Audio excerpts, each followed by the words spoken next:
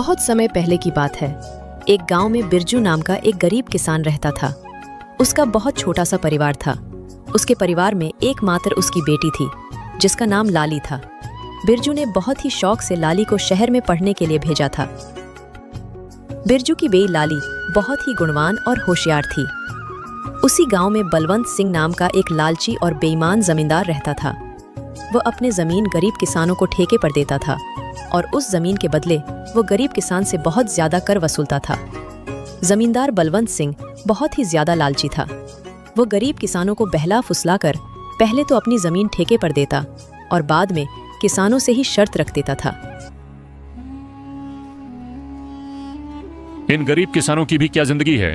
बस 2 वक्त की रोटी के लिए दिन भर काम करते रहते हैं और पूरी जिंदगी 2 वक्त की रोटी के लिए तरसते रहते हैं। और मुझे देखो, मैं बस इन्हें आदेश देता हूँ और समय आने पर सारी फसल हमारे गोदामों में भर जाती है और ये गरीब किसान हमारे आगे जी हुजूरी करते रहते हैं और हमारे सारा काम करते रहते हैं। इसे कहते हैं दिमाग हो तो बलवंत सिंह के जैसा, वरना ना हो। हाँ मालिक, आप तो यहाँ के जमींदार हैं और किसानों को अपनी मुट्ठी में रखते हैं। इनको कैसे इस्तेमाल करना है ये आप भली भांति जानते हो। मालिक, यहाँ क्या अगल बगल के और भी गांव पर आप ही का राज है। आपकी मर्जी के बिना तो एक पत्ता भी नहीं हिलता। इसीलिए तो मैं यहाँ का राजा हूँ। मैं इन बेवकूफ किसानों को ऐसी ऐसी शर्त पर जमीन उधार दे रखी है कि मेहनत ये करते हैं और फसल मैं अपनी मुट्ठी में कर लेता हूँ। आखिर इनकी औकात ही क्या है मेरे सामने। जमींदार अपने नौकर से ये सब बातें कर ही रहा होता है, तभी उसके पास एक बिरजू नाम का एक गरीब किसान आता है जो बहुत दुखी और परेशान होता है। मालिक, मैंने सुना है कि आप किसानों को जमीन ठेके पर देते हो। अरे हाँ भाई, तुमने बिल्कुल ठीक सुना है। मैं अपनी जमीन किसानों को ठेके पर देता हूँ। तो मालिक, आप मुझे भी अपनी जमीन ठेके पर दे दीजिए। मैं भी आपकी जमीन पर 1 साल के लिए ठेके पे काम करना चाहता हूँ। मेरा नाम बिरजू है और मैं पास के ही गांव बसंतपुर में रहता हूँ। अच्छा ठीक है बिरजू, मैं तुम्हें अपनी जमीन ठेके पर दे दूंगा, लेकिन मैं अपनी जमीन ठेके पर देने पहले से पहले कुछ शर्त रखता हूँ। ठीक है मालिक, मैं आपकी शर्त मानने के लिए तैयार हूँ। बताइए आपकी क्या शर्त है। शर्त यह है कि तुम्हें मेरी जमीन पर काम करना होगा और 1 साल के बाद उस जमीन पर जो भी फसल उगेगी उसका आधा हिस्सा तुम्हारा होगा और आधा हिस्सा मेरा होगा। जी ठीक है मालिक, मुझे आपकी शर्त मंजूर है। जमींदार से जमीन की कागजी कार्रवाई करने के बाद बिरजू अपने घर चला जाता है और अगले दिन खेती करने के लिए उस खेत में पहुंच जाता है। चलो, अब जमींदार साहब से जमीन तो ले ली है, अब इसमें खेती करना शुरू कर देता हूँ। उम्मीद है इस जमीन पर अच्छी फसल होगी। मुझे इस जमीन पर बहुत मेहनत करनी होगी, तभी मेरे लिए कुछ बच पाएगा। बिरजू उस खेत पर दिन रात मेहनत करके फसल उगाता है। कुछ महीनों बाद गेहूं की फसल उगकर तैयार हो जाती है और बिरजू गेहूं की फसल की कटाई शुरू कर देता है। बिरजू के उगाए हुए फसलों की खबर जमींदार बलवंत सिंह के कानों तक पहुंचती है। क्या मालिक, आपको पता नहीं है क्या आज मदन अपने फसल की कटाई कर रहा है। इस साल तो बिरजू ने बहुत अच्छी गेहूं की फसल उगाई है। बिरजू ने जो गेहूं की फसल उगाई है वह तो एकदम से लहलहा रही थी। बिरजू ने उसकी कटाई करना शुरू कर दिया है।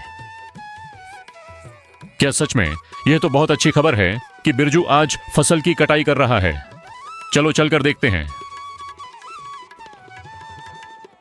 इस बार तो गेहूं की फसल बहुत अच्छी हुई है।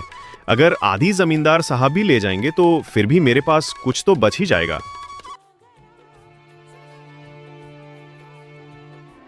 अरे बिरजू, तुमने तो फसल तैयार कर दिया और इस बार की फसल तो बहुत अच्छी लग रही है देखने में। हाँ मालिक, इस बार मैंने गेहूं की फसल लगाई है। इतनी अच्छी गेहूं की फसल उगाने के लिए इस बार मैंने अपना खून पसीना एक कर दिया है। मैंने दिन रात मन लगाकर इस खेत में बहुत मेहनत की है, तब जाकर इतनी अच्छी फसल हो पाई है। इसलिए अब तो मैंने कटाई भी शुरू कर दी है। अरे ओ बिरजू, ये तो मेरी उपजाऊ जमीन का कमाल है। तुम्हारी मेहनत से कुछ नहीं हुआ है। उपजाऊ जमीन के कारण इतनी अच्छी फसल हुई है।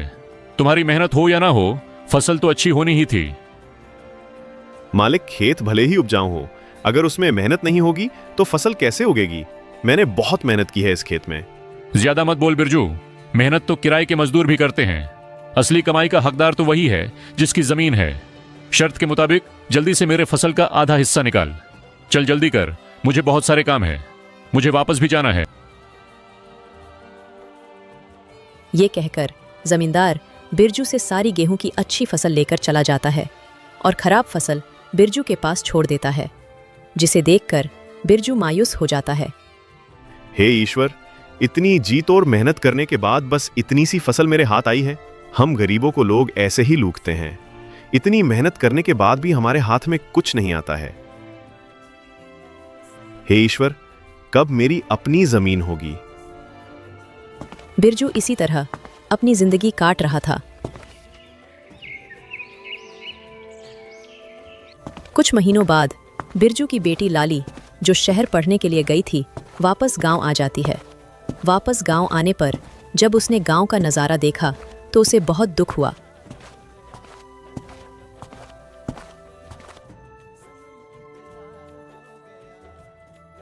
पिताजी, हमारे गांव का ऐसा हाल क्यों है? गांव के सभी लोग दुखी और परेशान नजर आ रहे हैं। आखिर बात क्या है? लाली बेटा, इस गांव में गरीब किसान की यही किस्मत है। जमींदार बलवंत सिंह जैसे लोग हमारी गरीबी का फायदा उठाते हैं। मेहनत हम करते हैं और उसका फायदा जमींदार बलवंत सिंह जैसे लोग खा जाते हैं। हमारे पास ना अपनी जमीन है और ना अधिकार। हम गरीब किसान बस मेहनत करते हैं और भूखे रहते हैं। किसानों की ऐसी दयनीय स्थिति को सुनकर लाली बहुत दुखी हो जाती है। पिताजी, आप चिंता मत कीजिए। अब मैं आ गई हूँ और यह अन्याय अब और नहीं चलेगा। आज से मैं आपके साथ खेतों में काम करूंगी और उस लालची जमींदार को उसी की शर्तों में बांध दूंगी। मालिक, अब से मैं पिताजी के साथ खेतों में काम करूंगी। अगले ही दिन लाली जमींदार बलवंत सिंह के यहाँ पहुंच जाती है। अरे लाली, तुम यहाँ कहो, क्या बात है? मुझे ठेके पर कुछ जमीन चाहिए। तुम तो एक लड़की हो, अब तुम खेती करोगी? अरे तुम अभी बच्ची हो, तुम्हारे अंदर इतना दम नहीं है। तुम पढ़ी लिखी लड़की हो, खेती नहीं कर पाओगी। नहीं मालिक, ऐसा मत बोलिए। भले ही मैं पढ़ी लिखी हूँ, मगर हूँ तो एक किसान की बेटी ही ना। खेती करना मुझे अच्छी तरह से आता है। अच्छा चलो ठीक है, तुम्हारी बात मैं मान लेता हूँ। वैसे भी काम का क्या रह गया है? पढ़ लिख कर तो सभी ऐसे ही बेरोजगार घूम रहे हैं। आपका बहुत बहुत धन्यवाद मालिक। अरे धन्यवाद बाद में दे देना, पहले मेरे नियम और शर्तें को सुन लो। आपकी क्या शर्त है मालिक, बताइए। जमींदार बलवंत सिंह, ये तो बच्ची है। इस बार कुछ ऐसी शर्त बता देता हूं जिससे इसकी सारी फसल मेरी हो जाएगी। वैसे भी इसके पिता बिरजू हर साल गेहूं ही लगता है, तो ये भी गेहूं ही लगाएगी। अच्छा लाली सुनो, तुम जो भी फसल लगाओगी उसका आधा हिस्सा मैं रखूंगा और आधा हिस्सा तुम रखोगी। लेकिन ऊपर का हिस्सा मैं रखूंगा और नीचे का हिस्सा तुम रखोगी। अगर तुम्हें मेरी यह शर्त मंजूर है तो बोलो। ठीक है मालिक, मुझे आपकी शर्त मंजूर है, ऐसा ही होगा।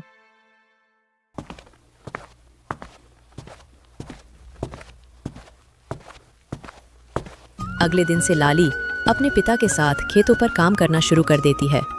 लाली ने इस बार धान की बजाय आलू की फसल लगाई और कुछ महीने बाद फसल तैयार हो गई। आलू की फसल इस बार बहुत अच्छी हुई थी। अब लाली और उसके पिता दोनों खेत से आलू की फसल निकालने लग जाते हैं।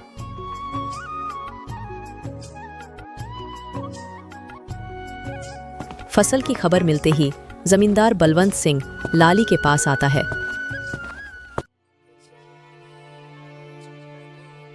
अरे लाली, शर्त तो याद है ना तुम्हें? हाँ हाँ मालिक, मुझे सब कुछ याद है। आधा आपका और आधा मेरा। और आपने कहा था कि ऊपर का हिस्सा आपका होगा और नीचे वाला का हिस्सा मेरा होगा। देखिए मालिक, इसने तो चालाकी कर दी। ये धान की फसल नहीं है, ये तो आलू की फसल है। अरे ये क्या लाली, इस बार तुमने आलू लगाया है? ये तो आप ही की शर्त थी मालिक, और आपने ही शर्त बताई थी, और अब आप ही शर्त मानने को तैयार नहीं है। अरे लेकिन मैं इस घास फूस को लेकर क्या करूंगा, जबकि सारे आलू तो तुम ले रही हो। मालिक, मैं कुछ नहीं जानती, आप अपना ऊपर का हिस्सा ले जाइए। इस तरह अपनी चालाकी दिखाते हुए लाली ने बेईमान जमींदार को मुंह तोड़ जवाब दिया और सभी आलू लेकर घर आ गईं और घास फूस जमींदार के हिस्से छोड़ आईं। मालिक, पूरे गांव में आज तक किसी ने भी आपसे चालाकी दिखाने की हिम्मत नहीं की, और ये बिरजू की बेटी लाली इतनी आसानी से आपको बेवकूफ बना गई। अरे ये बिरजू की बेटी मुझे क्या बेवकूफ बनाएगी? आने दो, इससे अगली बार उसे ऐसा सबक सिखाऊंगा कि मुझसे उलझने की कोशिश नहीं करेगी।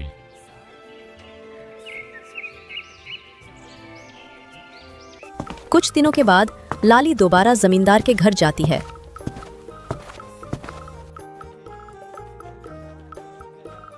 कैसे हैं मालिक? अरे लाली, फिर से तुम। कहो क्या चाहिए तुम्हें? आपकी जमीन ठेके पर चाहिए थी। ठीक है, मैं तुम्हें अपनी जमीन ठेके पर दे दूंगा, पर मेरी इस बार की शर्त भी कान खोलकर सुन लो लड़की। इस बार तुम्हारी कोई चालाकी नहीं चलेगी लड़की। इस बार नीचे का हिस्सा मैं लूंगा और ऊपर का हिस्सा तुम्हारा होगा। क्या तुम्हें मेरी यह शर्त मंजूर है? मालिक, मुझे आपकी शर्त मंजूर है। मालिक, इस बार फसल के ऊपर का भाग मेरा ही होगा। इस तरह लाली जमींदार से बात करने के बाद घर आ जाती है। इस बार भी लाली दोबारा खेती करने की तैयारी में जुट जाती है। लाली इस बार गेहूं की फसल लगाती है। कुछ दिनों बाद गेहूं की फसल काफी अच्छी उगाती है। अरे वाह, इस बार तो गेहूं की फसल खूब अच्छी दिख रही है। मजा आ गया। आने दो उस बेईमान जमींदार को, तब उससे मजा चखाती हूँ। कुछ दिनों के बाद जमींदार लाली के पास आता है। जैसे ही जमींदार लाली के खेत के पास पहुंचा तो गेहूं की फसल देखकर उसका तो दिमाग ही चकरा गया। अरे ये क्या, इस लाली ने तो इस बार गेहूं की फसल लगा दी है। ये लड़की तो जितना मैं सोच रहा था उससे कहीं होशियार निकली। प्रणाम मालिक, कैसे हैं आप? ठीक तो है ना? देखिए मालिक, इस बार मैंने गेहूं की फसल लगाई है और आपकी शर्त के अनुसार फसल के ऊपर का हिस्सा मेरा होगा और नीचे का हिस्सा आपका होगा। इस तरह अपनी चतुराई से लाली ने दोबारा जमींदार बलवंत सिंह को मूर्ख बना दिया और जमींदार एक बार फिर से धोखा खाकर गुस्से से तिलमिला गया। अरे मालिक, उस पिद्दी सी लड़की का दिमाग तो देखिए। आप जैसे इतने बड़े चालबाज जमींदार को उसने फिर से मूर्ख बना दिया। तुम सही कह रहे हो झुमरू, मैं तो उसे बच्ची ही समझ रहा था और उस बच्ची ने मुझे फिर से मूर्ख बना दिया। अगली बार उसे आने दो, फिर उसे बताता हूं कि जमींदार बलवंत सिंह क्या चीज है। लाली ने गेहूं की फसल की कटाई की और सारी फसल अपने घर ले आई और उस फसल का कुछ हिस्सा लाली ने गांव के जरूरतमंद लोगों में बांट दिया। लाली और बिरजू दोनों बहुत ही खुश थे। कुछ दिनों बाद फिर से फसल उगाने का समय आ गया।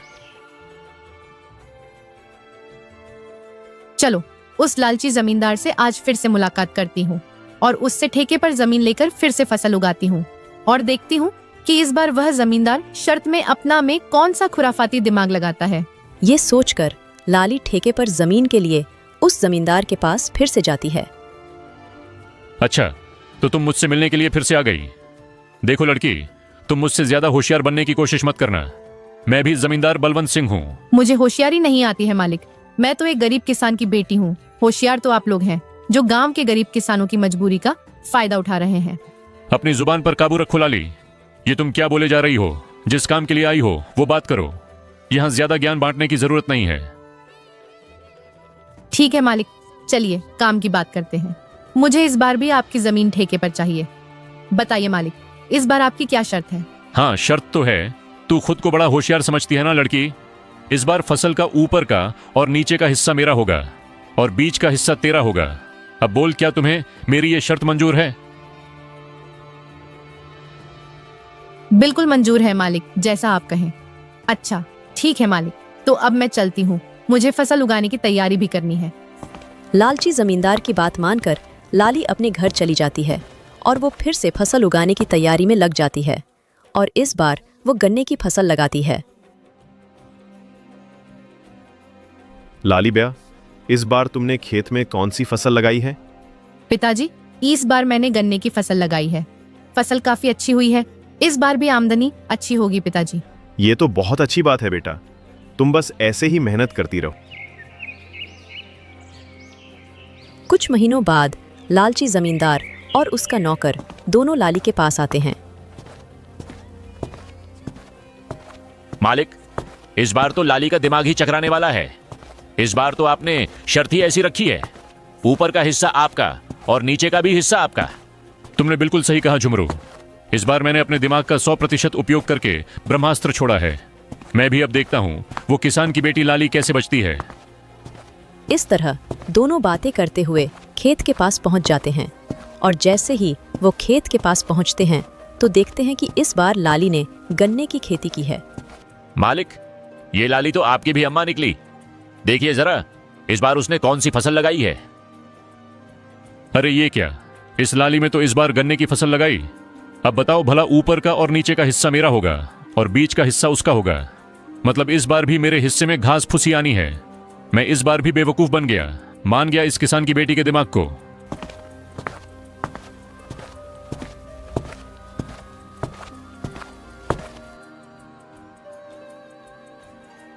अरे मालिक, आप आइए आइए, कैसे हैं आप दोनों? आपस में क्या खुसुर फुसुर कर रहे हैं? अरे वाह, एक तो चोरी ऊपर से सीना चोरी। तुमने मुझे इस बार भी बेवकूफ बना दिया ना। नहीं मालिक, जरा मुझे भी तो बताएं कि मैंने आपको क्या बेवकूफ बनाया है। मालिक, आप तो गांव वालों को बेवकूफ बनाते हो। देखिए मालिक, इस बार मैंने गन्ने की फसल लगाई है और आपकी शर्त के मुताबिक इस फसल का ऊपर का और नीचे का हिस्सा आपका होगा और बीच का हिस्सा मेरा होगा। अरे ओ किसान की बच्ची, मालिक को ज्यादा होशियारी दिखाने की कोशिश मत करो। बेईमानी और मक्कारी में ये सबके बाप हैं बाप। ये खेत भी हमारा है और इसमें लगी फसल भी हमारी है। अरे ओ झुमरू, बस कर, ज्यादा चिल्लाने की जरूरत नहीं। शायद ये हमारी ही करनी का फल है। हमने गांव के भोले भाले किसानों को बहुत ठगा है और आज पहली बार किसी ने हमें ठगा है। इस लड़की ने हमारी आंखें खोल दी हैं। अब मैं समझ चुका हूं कि बेईमानी का फल हमेशा बेईमानी ही मिलता है। इसलिए आज के बाद मैं किसी भी किसान को परेशान नहीं करूंगा और सभी किसानों को उनकी मेहनत का बराबर का हक दूंगा। जितनी भी किसानों की जमीन मेरे पास गिरवी है, मैं उनको सारे कागज वापस कर दूंगा और कभी भी उनकी गरीबी और लाचारी का फायदा नहीं उठाऊंगा। मालिक, आपने तो ये बहुत अच्छी बात कही है। एक किसान दिन रात मेहनत करता है अपने परिवार के लिए, मगर ना ही कभी वह अच्छे कपड़े पहनता है और ना ही कभी वह अच्छा खाना खा पाता है। अपने परिवार का पेट भरने के लिए वह दिन रात अपना पेट जलाकर खेतों में मेहनत करता है। ऐसे में इन गरीब किसानों के साथ बेईमानी करना और उन्हें तकलीफ देना अच्छी बात नहीं है। इसलिए इनका हक तो इन्हें मिलाना ही चाहिए। आप इनको इनकी जमीन वापस लौटा दीजिए मालिक, और अभी भी समय है, सच्चाई के रास्ते पर आ जाइए, नहीं तो आपको इससे भी बड़ा नुकसान झेलना पड़ सकता है। इस तरह लाली अपनी मेहनत और होशियारी से लालची जमींदार को सच्चाई के रास्ते पर वापस ले आती है। जमींदार बलवंत सिंह ने वहां के किसानों की जमीन और उनका पैसा उनको वापस कर दिया। उस दिन के बाद वहां के किसान खुशी खुशी रहने लगे और किसी भी जमींदार ने किसी भी किसान का हक नहीं मारा।